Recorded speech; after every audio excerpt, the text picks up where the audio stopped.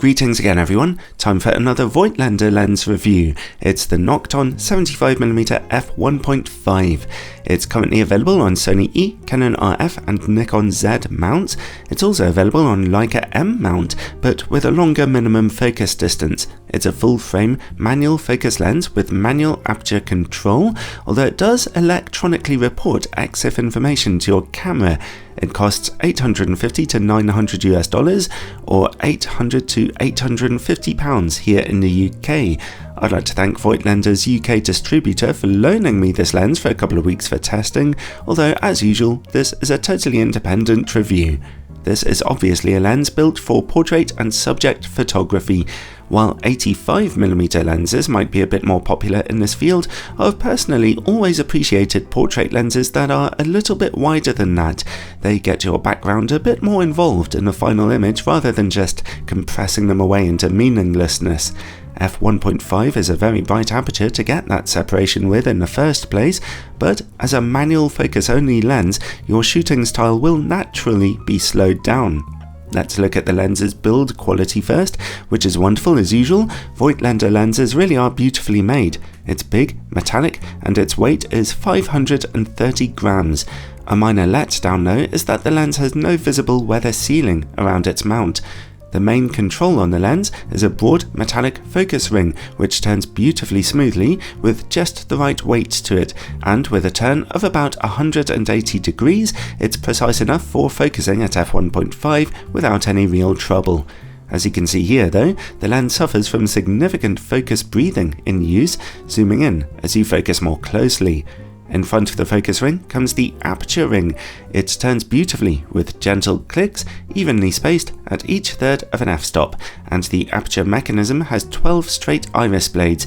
We'll see what kind of sunstars it produces in a few minutes.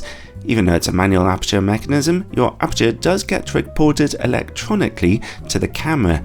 The lens comes with a relatively narrow metal screw-on hood and its filter size is 62mm. It does not feature image stabilization. Overall, gorgeous build quality here, and it handles and focuses very well, although of course it will take a bit of practice for anyone who isn't used to manually focusing.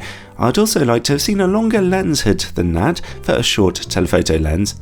Now, for the lens's image quality, I'll be testing it today on a Nikon Z7 camera with its full-frame 45MP sensor.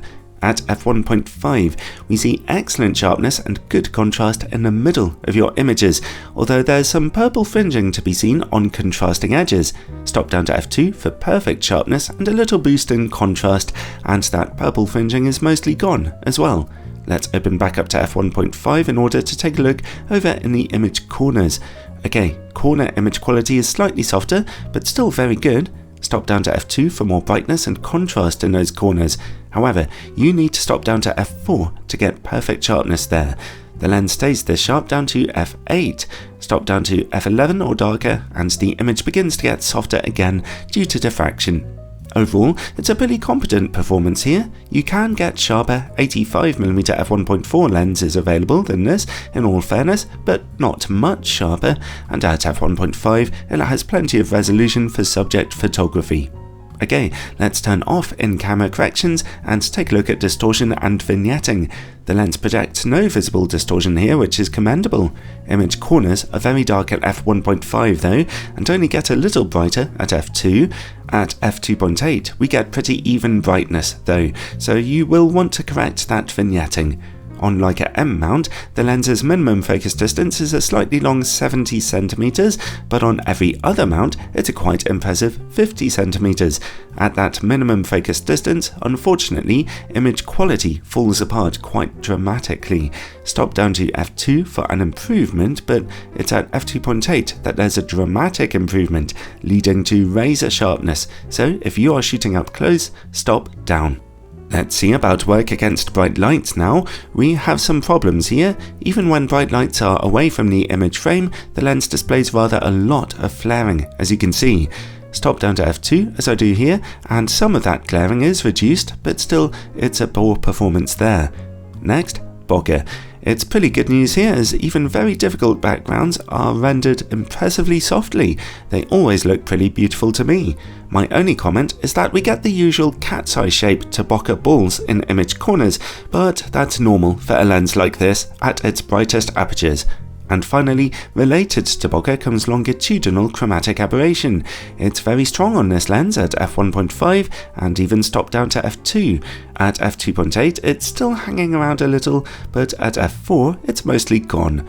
Okay then, overall, the Voigtländer Nokton 75mm f1.5 is a very lovely manual focus portrait lens. Apart from a flaring problem and some longitudinal chromatic aberration, there's nothing really wrong with it, and it's lovely and sharp and nice to use.